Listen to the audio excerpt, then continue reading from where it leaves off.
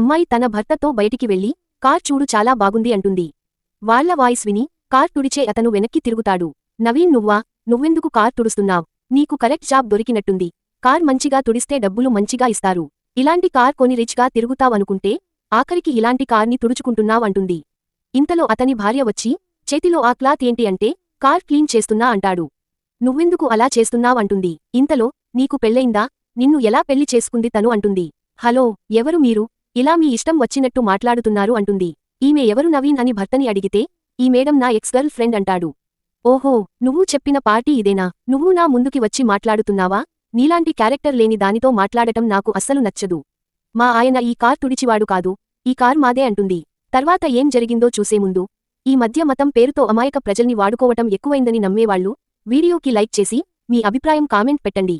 చూద్దాం ఎంతమంది ఈ నిజం తెలుసుకుంటారో. ఈ కార్ మీద అంటే, అవును, ఇది నా కార్, అయినా కార్ తుడిస్తే తప్పేంటి?